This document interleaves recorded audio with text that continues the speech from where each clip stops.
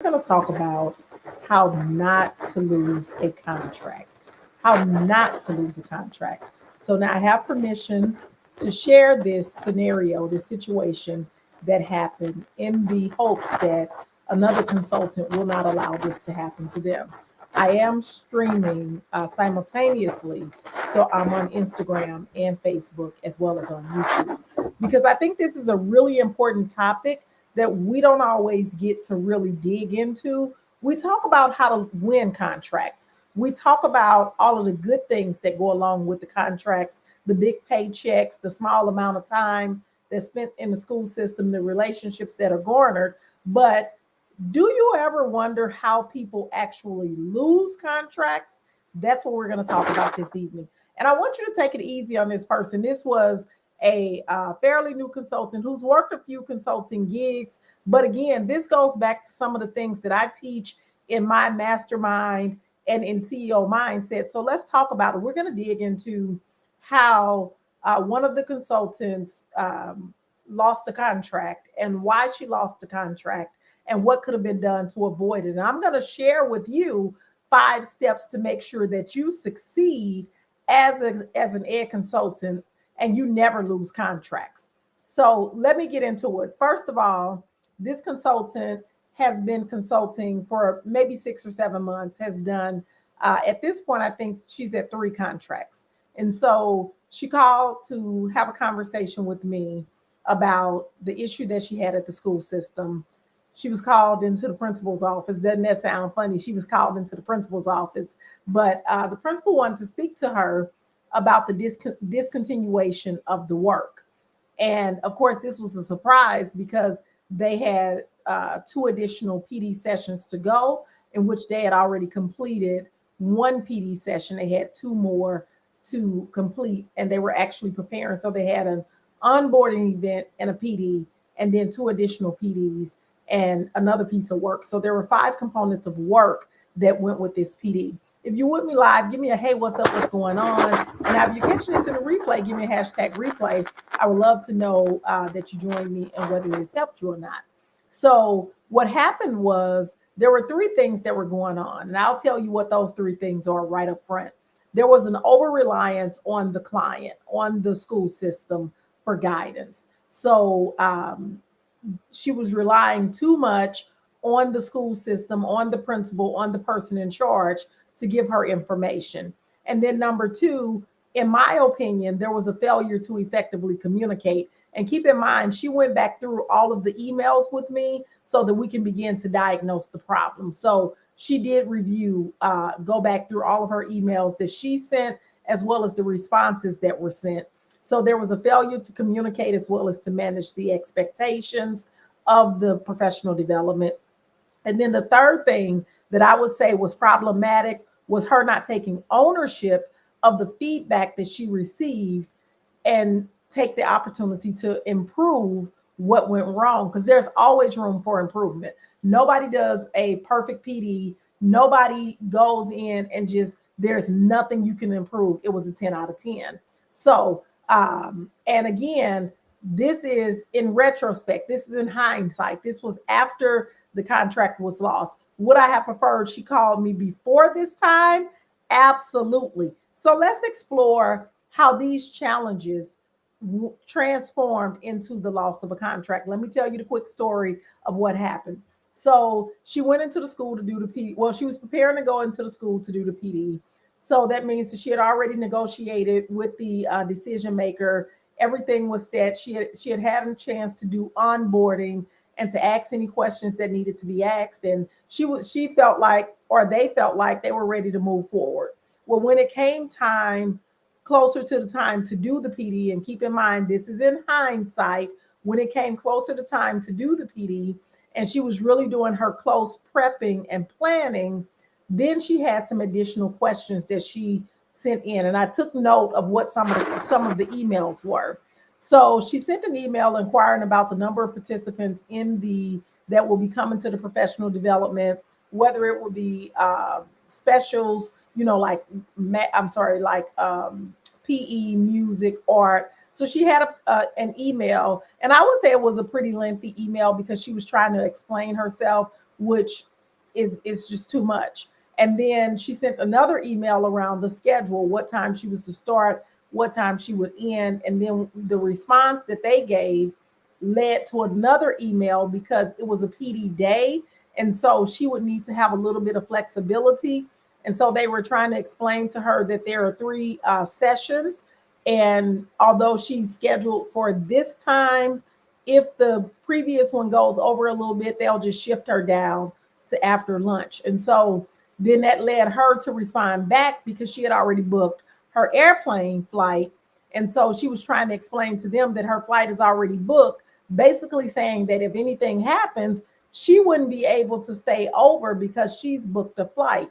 Well, technically, you can't do that because if they called you in for a day of PD, and we know that the PD is only going to take 90 minutes. This was a 90-minute PD that she was doing. That was overzealous of her to book her flight for 2 o'clock and knowing that the school day isn't over until 3:30. And as a matter of fact, I think their school day is over at 4 o'clock.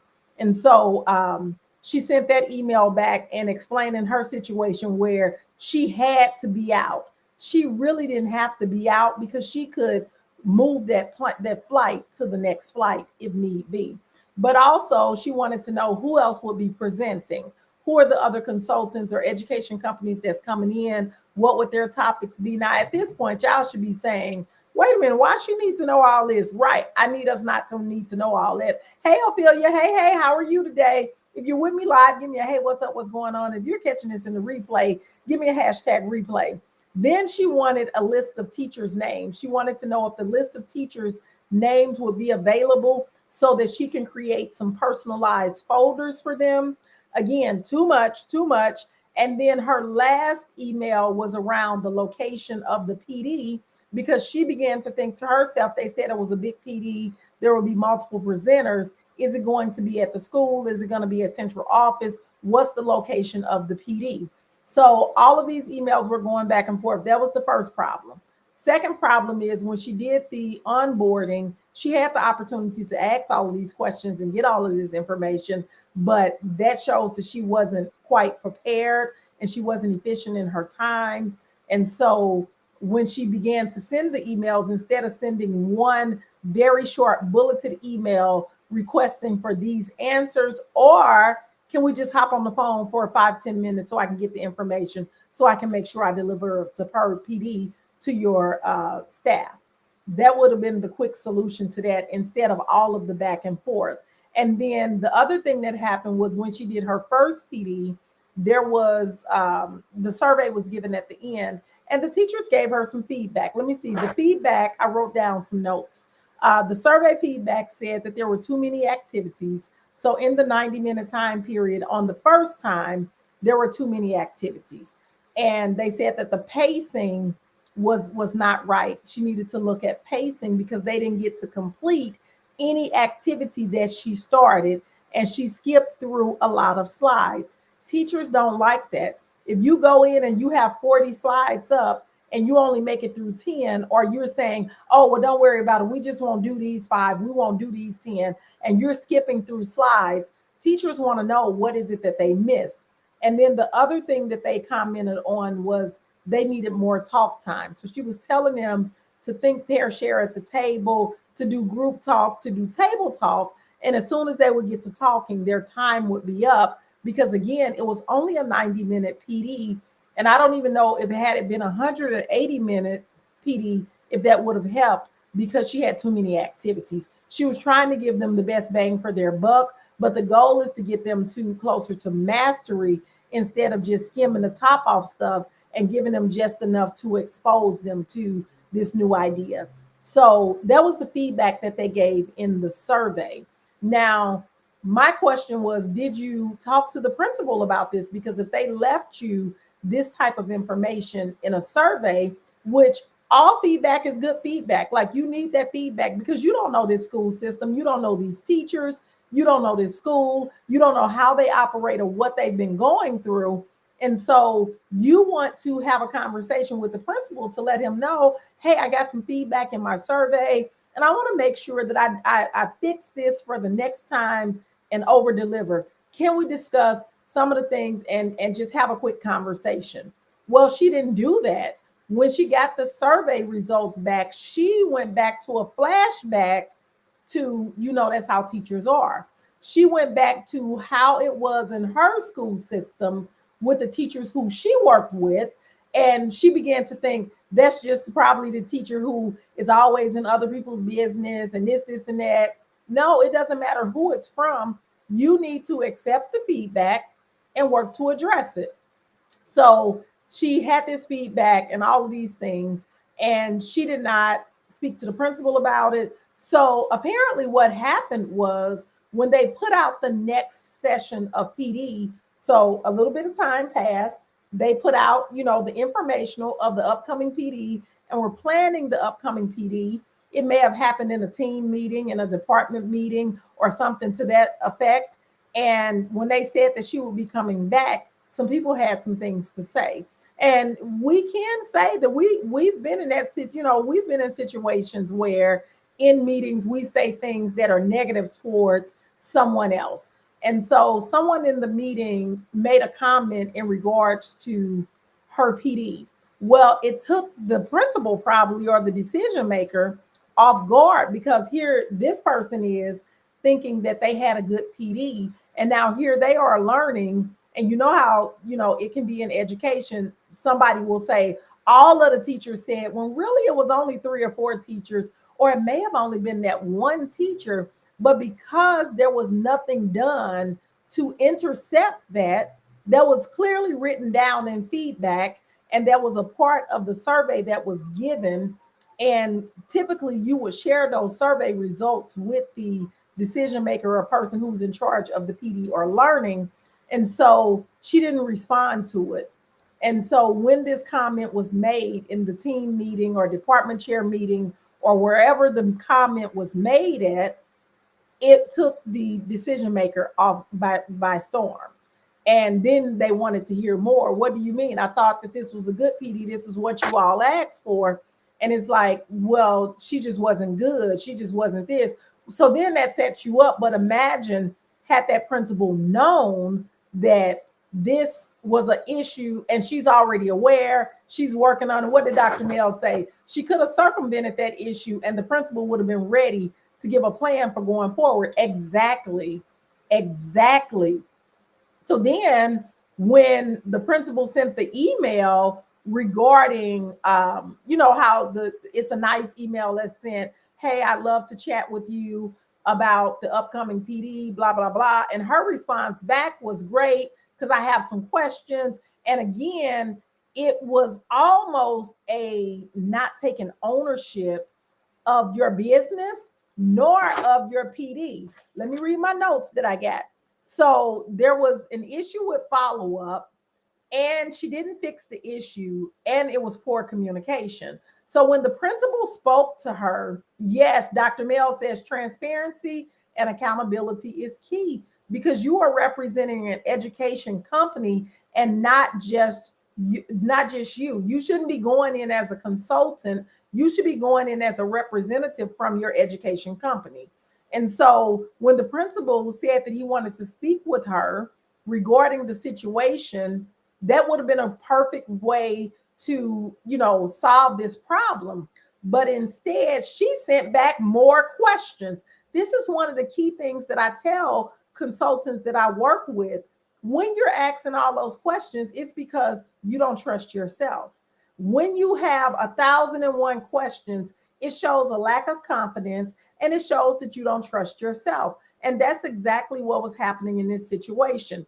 Everybody who works with me knows that I am brilliant in what I do, but I'm also going to give you the tough love. I'm not going to sit and make you think that, oh, you did excellent, that was them. No, we're going to look at it. We're going to dissect what happened. We're going to look at the parts that you did really well and what you can improve upon, because what we cannot do is lose another contract. So when the principal got her on the phone and went into the conversation, I would just suspect that some of it took her by surprise, but the principal had pretty much already said, hey, we can just move on from this. We'll cancel the contract and move on.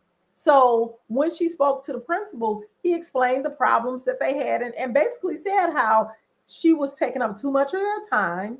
They were investing too much time in a PD with questions, with responding to emails, and with having to talk about this in staff meetings. So it wasn't a good match and it wasn't a good alignment. A lot of this could have been circumvented, just like Dr. Mel said, by following a process, by responding to feedback, by being transparent, and by simply taking ownership of your business. That's really what was happening. She went in there and she was having flashbacks to when she was a teacher. She didn't go in as a consultant, as the expert in the room, as the person who was there to partner with other teachers in the room to share her experience and to help them to think about things in a different way. She went into that situation thinking, oh, here I am. I'm the consultant. I'm going to show y'all what to do. And when she tried to show them what to do, they didn't receive it well, because those are well educated teachers who have been working in that building. She didn't know the people. She didn't know what their culture is, what their background is, anything that's happened in that building. So you always have to go in under the assumption that all of these teachers are amazing and they do amazing work, and I'm going to help them to continue to do the amazing work they have that they've been doing. Whenever I go in, I'm going in as a support. I am going in to help you and to show you some strategies that I used in my professional practice that helped me. And if that can help you, that would be awesome. Who is that?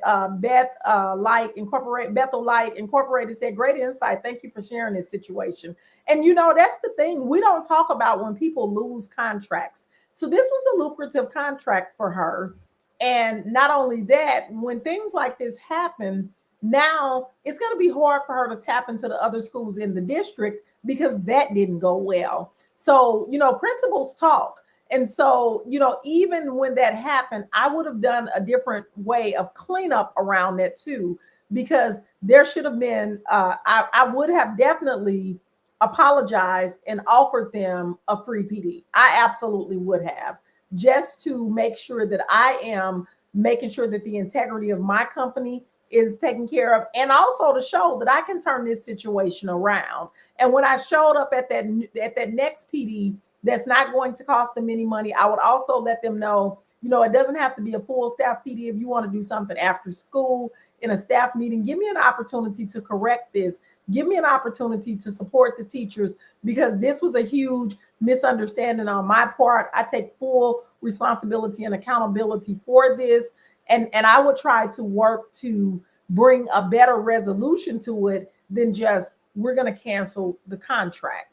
And so that was $18,000 that she will not now receive in her, in her household, in her income, for 90 minutes of work. She had 2 90-minute sessions left. And when people are paying us this type of money, when people are paying us this type of money to work 2 and 3 and 8 hours and 4 days, and something that in the school system, you would work 30 days, 2 months, 3 months for this type of money. Ask yourself, how long does it take you to make $25,000 in the school system?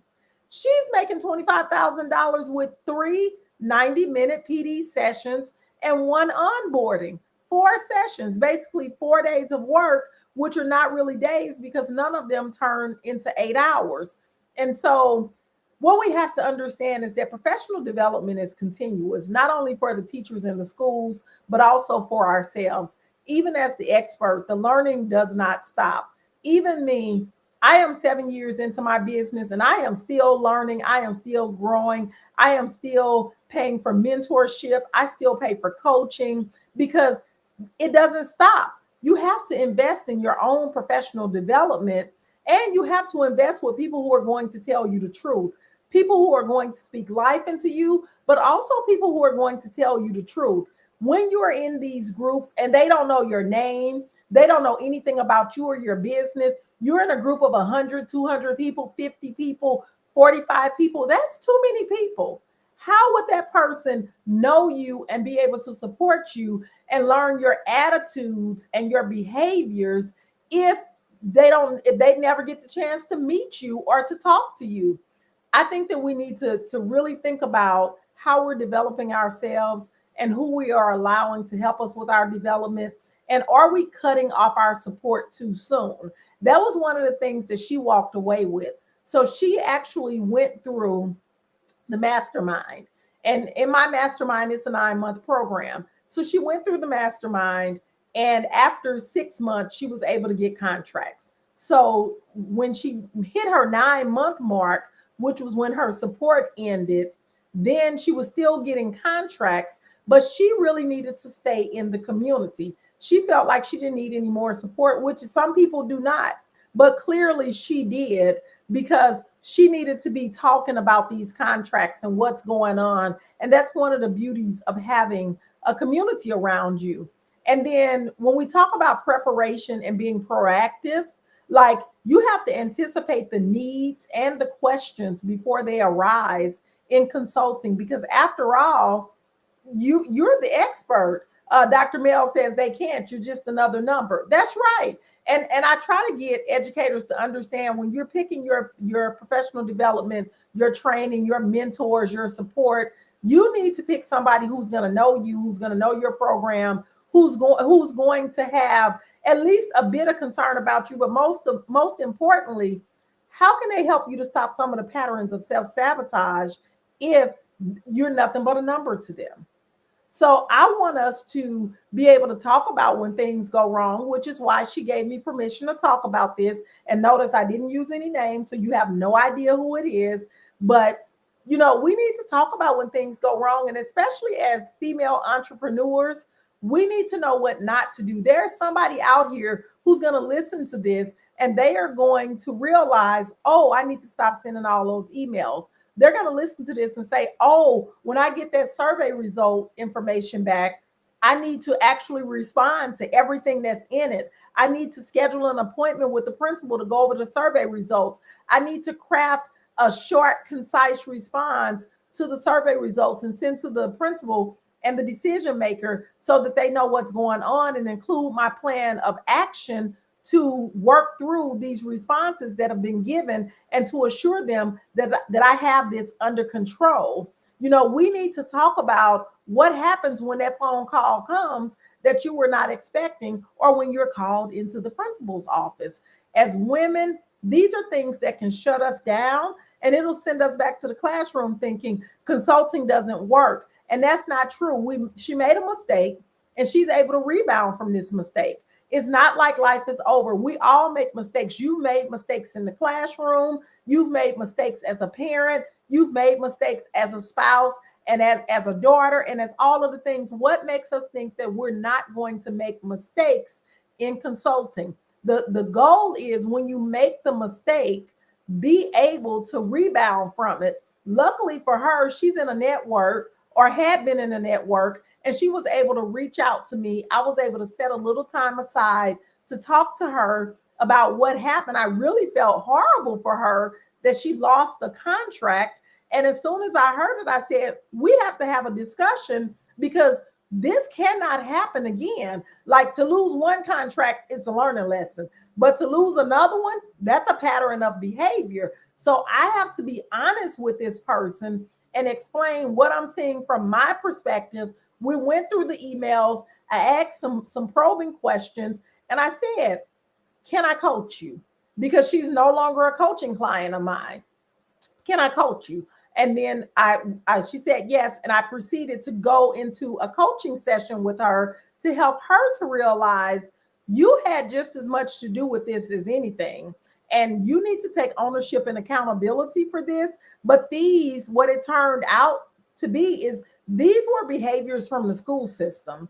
When the principal would send out emails about events that were happening, she would send a bunch of questions about the upcoming event, what her responsibilities are, what her team members' responsibilities are. And in her own words, that was her way of getting clarity to make sure she understood what her role is. As a consultant, y'all, you got to understand what your role is, and nobody should have to tell you. Nobody should have to tell you what your role is. You should know what your role is. And you should be prepared and anticipating questions, the needs, anything that arises, because after all, you've had all this time to prepare to go in for a 90 to 180-minute session and get paid five, six, $7,000 for one session. So people are not really feeling sorry for you. They're not thinking, oh, poor you. They're thinking you still cleared six. She still, her deposit check for this contract was $8,000. And she still had $18,000 to collect. So the agreement was you've already gotten your deposit of $8,000, and we'll just end the contract here. We'll let that be, and you go on, and we'll part ways. Have a friendly departure and just end the relationship here. So she still got paid for her services, for her work. She still made good money, but is that a lead that is no longer available to her? Absolutely. But what I hope that she took from it, and what I tried to help her to take from it, was that now you have something to learn from. Don't look at it as the end of the world. It was a mistake. You did some things, and we all do some things. Nobody is perfect. This journey will not be perfect. And so I hope this helps someone. I hope it helps you to see some of the things that you need to do when you go into the school system. And so let me give you a couple of things that I want you to make sure you do. You need to streamline your communication. You need to use concise, effective communication channels. So you can't send multiple emails. You need to limit emails to only essential communication, and you need to consider compiling all of that information into a quick email with bullet items, well organized, not in those long paragraphs that we like to do because we're wordy people. And then number two, feedback is golden. You need to welcome and actively seek out the feedback. After the PD is over, send an email. What did you notice that I need to improve upon? What did whatever the situation may be, use it to refine your offerings and your approach, and always share relevant feedback with your key stakeholders. And then the next thing that I'll tell you is to own your business. Understand that as a consultant, you run a business. This means taking full responsibility for logistics, for planning, and execution. Do not expect clients to manage your business operations. And then number four, prepare and be proactive. Anticipate the needs and the questions before they arise. Make sure that you have comprehensive pre-session materials and establish clear expectations and outcomes for every engagement you do, no matter how big or small it might be. So as I wrap this up, I want you to know that by implementing these steps, you can avoid having to lose a contract because of small mistakes. These are things that you can skip. You don't have to lose a contract. I've never lost a contract. I have never lost a contract because I always make sure that I give clear, concise communication. And even when I sense there is a problem or an issue, because I have had issues and problems in contracts. I've had PDs that were not received well. I've had teachers to make negative comments about me. I did not take it personal. They were not talking about me as a person. They were talking about my professional impact. They were not talking about me. They don't know me. They were talking about the way the material was arranged, the material that I selected, or whatever it was that didn't go well, the instructional strategy that I selected in the PD, the music that I had going, or something like that. They don't know me as a person. So I never take the criticism personally, because I know it's about the profession and not about me. And so as you transition from educator to consultant, it's not just a change in title. That's what I really want us to understand. It's not just a change in title, but it is a shift in perspective and the way you operate. You have to become a consultant, and you have to let go of being a teacher. You're not just sharing knowledge, you're running a business that impacts education. You have a major impact on the way things are done in the school system, how programs are implemented. You have a major impact. Unlike in the classroom where you only impacted the students in your classroom, now as a consultant, you're impacting full buildings, full districts. You have a much bigger impact. And so you have to take that seriously, continue to learn, stay in a space that you can learn and grow and around other consultants. Again, I hope this helps. And y'all make it happen. It's a lot of contracts out here, a lot of money out here, a lot of opportunity. We can't be out here losing contracts. Okay, folks, $25,000 for 4 days of work. Child, stop. I ain't losing my contracts.